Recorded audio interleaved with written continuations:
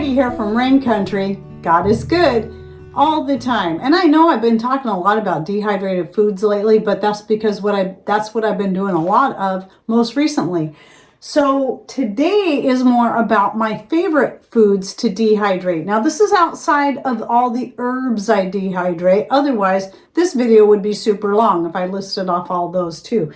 So this is more specifically on the foods, not herbs that we use for seasoning, not herbs that we use for medicinal properties. Generally speaking though, I dehydrate all the herbs that I grow. But when it comes to foods, there are some things I prefer to can and some things I prefer to dehydrate. And out of the dehydrated things, some of them I prefer to powder, though not all. But that also doesn't mean I don't can some of this stuff as well. Some things I like to have a little bit of both on hand. Mostly I did all this for a visual, but it doesn't include everything. So I went ahead and made a list of this stuff. So I'm going to start with the meats. So the meats that I'm finding I really like to dehydrate are chicken or turkey that have been previously cooked and then frozen. And if you want more information, by the way, on how these things can be used, I'll link to the most recent video I did. It came out just before this one on canning versus dehydrating meats. And then also I've got dehydrated ground beef, ground venison, ground Italian sausage. I have beef and elk jerkies. Those are used for taking on trips or just to snack on. And then I've got the sliced chicken sausages that can be used either way as a snack or for cooking with. And to go right along with the meats, another thing I found that I've really started to like to dehydrate rather than freeze or can would be bone broth, be it chicken, beef, turkey. I actually haven't done any beef bone broth yet, but I've done both chicken and turkey. And I really like that because of ease of use. I don't have to open a whole jar if I only need a little bit. I don't have it taking up space in my pantry or space in my freezer, and I don't have to remember to pull it out and thaw it out when I need to use it. So dehydrating the bone broth has been excellent. I'm more apt to use it that way. And then a couple other things that I've really been happy with that I've been dehydrating are the eggs from my chickens right here, and cheddar cheese. So this is cheddar cheese. I'm finding the best way to do it. Another video that just came out is how I dehydrate cheddar cheese. And this can be any hard cheese, but mostly it's the cheddar. And I find the best way to do it is to wax it first. It does also make it dry faster once you do that, but it also increases the flavor because it makes it a lot more sharp, so that when you dehydrate it, you just get a better flavor for using to make, whether it be you sprinkling it on stuff or making a sauce out of it, using a macaroni and cheese and so on. And then the dehydrated eggs, I'm finding my favorite way now to preserve my eggs. I will still freeze some because frozen eggs I find scrambled and then frozen in small jars I find best for making homemade mayonnaise with, but everything else I can use the dehydrated eggs in. And then now let's talk about let's talk a little bit about vegetables. So I've got back here, I've been dehydrating a lot of mushrooms that I've been buying from a local young man that grows them. My favorites are the Italian oyster mushrooms and the gray dove oyster mushrooms, and those are awesome. They dehydrate up beautifully. They're wonderful fresh, but when you rehydrate them, it's almost as if they were fresh. I cannot believe how easily they rehydrate or reconstitute. So great for adding to soups or even reconstituting first and then using in stir fries. Those are great. Tomatoes are another one. I prefer not to powder my tomatoes because this is one thing that if you powder it up to store it, you got to vacuum seal it every time you open it up and get back into it, or it turns into a brick. So I always do mine in flakes. I'm not going to mention every video I have out, but if I remember, I will try to link to all the videos I have out already on doing this stuff. And then I do still like to have tomato pieces. So these will be a little bit different because this is something that you'd want to throw into a soup if you're wanting pieces of tomatoes. So I still have some red tomatoes I got to cut up and work through because they've been slowly ripening after bringing them inside before they froze. And so those, I've got a lot of tomato flakes on hand, quite a few jars, that I'm going to do the rest in pieces so I can have those for tossing into my soups. I love that.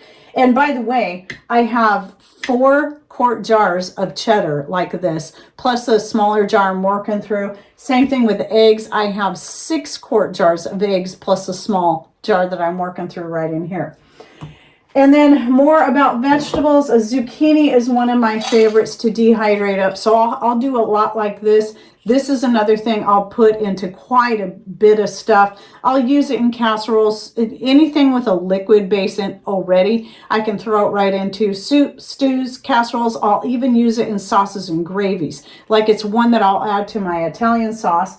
But I also like to have powdered zucchini. This is great for using as a baby food, to add to breads, smoothies, and more. And of course, it's going to take up half as much space as even the dehydrated zucchini does. And then pumpkin and any other squash for that matter. I used to always freeze it, but I started dehydrating it and powdering it up. Makes room in my freezer, takes up less space even than canned pumpkin in my pantry, and has many, many uses. I'm loving the pumpkin powder, or again, any squash powder, because I've done it with spaghetti squash and more.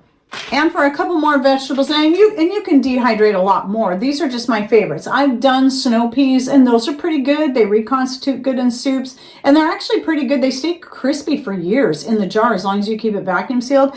And you can snack on them right out of the jar. They're just not my favorite thing. And same thing with green beans. I've dehydrated green beans and used them to just toss into soups.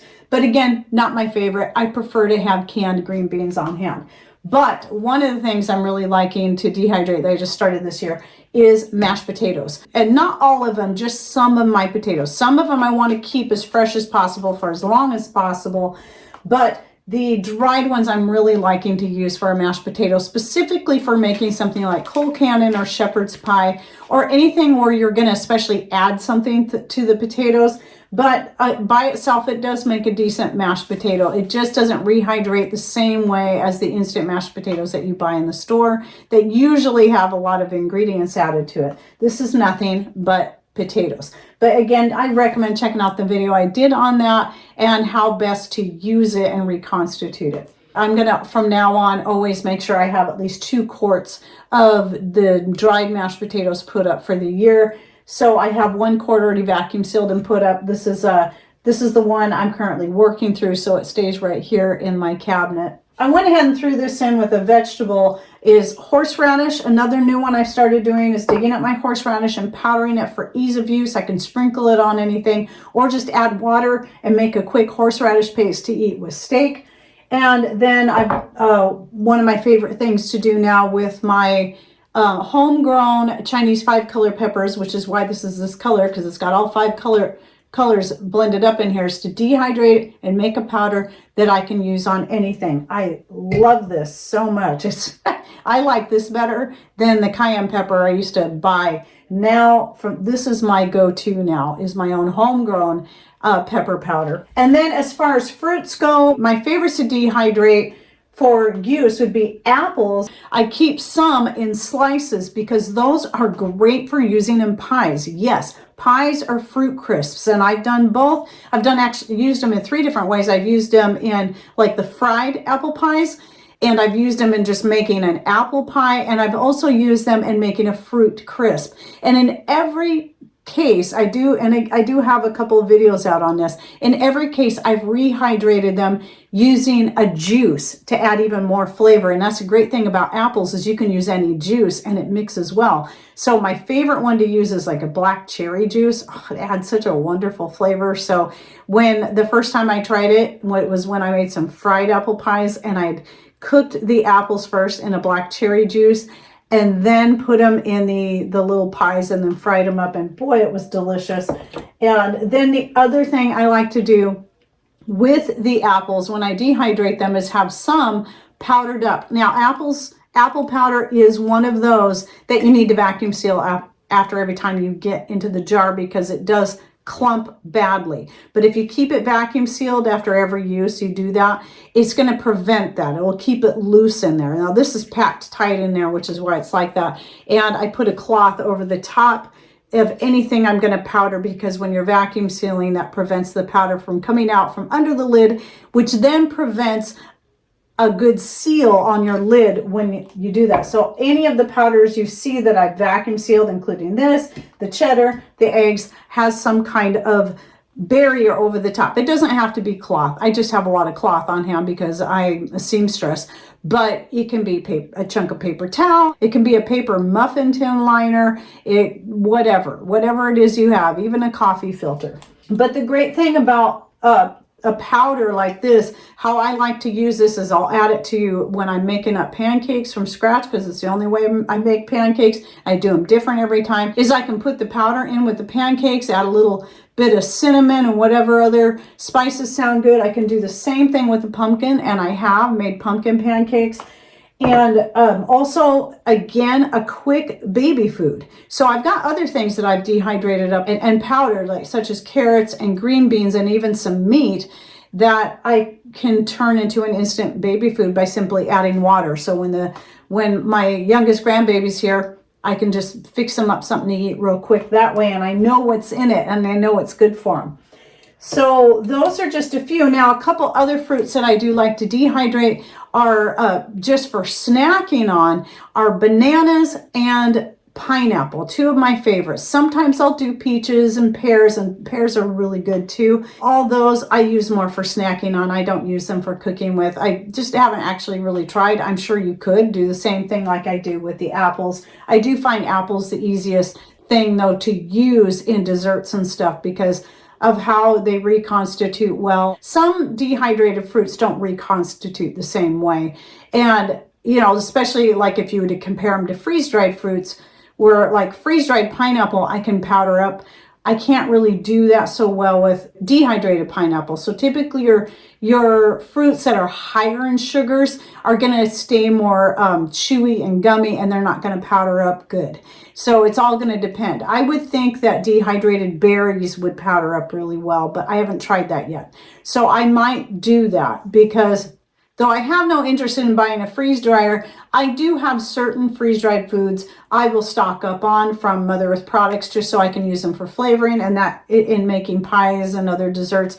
And that includes bananas, pineapples, mangoes. Well, those are all things we can't grow here anyway, so I don't mind doing that. I would either have to go buy them and then freeze dry them or dehydrate them. And to me, it's worth it just to go ahead and buy some of that stuff and have it be more of a luxury item to have on hand. And then one thing I almost forgot to mention are the dehydrated orange peels. And this actually goes for any citrus peel, but especially orange, because I can use this in a lot of things. And in fact, I do have a video just on the many uses for dehydrated orange peels. And the reason I store them in pieces, I do have a jar or two of powdered orange peel, but I do like to keep some whole because I use some this way, whether it be in teas or making my fermented citrus peel drink, which I'm going to start doing again here real soon because it's that time of year that that I just really enjoy that. So I think I've covered all my favorites. Now I do dehydrate some other things like rhubarb. I've dehydrated up and powdered it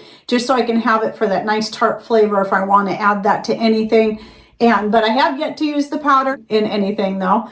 And some other stuff I'll just keep experimenting with. And sometimes it is just nice to have certain things dehydrated up. Carrots are another good one, but because we don't grow a lot of carrots here, I usually like to use the carrots we grow ourselves fresh. Then I'll buy dehydrated carrots from now, especially now that they have the organic ones from Mother Earth products. So that's one less thing I have to dehydrate. And then, like I said, use the carrots that we do grow and use those fresh because they're just so good straight out of the ground. I hate to preserve those ones. So when it comes to canning or dehydrating carrots, I'll either buy fresh carrots from the store, organic whenever it's available, or just buy the dehydrated ones from Mother Earth products. And by the way, if you're interested in them, I'll go ahead and put that link down below. And it is a referral link too, which means that you can get a percentage off your order, and at least your first order when you go through that link. I think you get 10% off.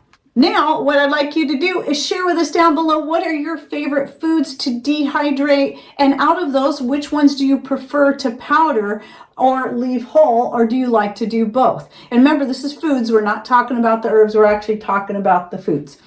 All right, well, I hope you enjoyed this video, and don't forget to check out all the links I'll be putting down below. I suspect I'll be putting quite a few, and I'm sure I'll forget some. So if you're looking for anything specific, just ask. I'll make sure to get it into the description box so that you can have that link as well. All right, well, thanks for watching. Take care, and God bless.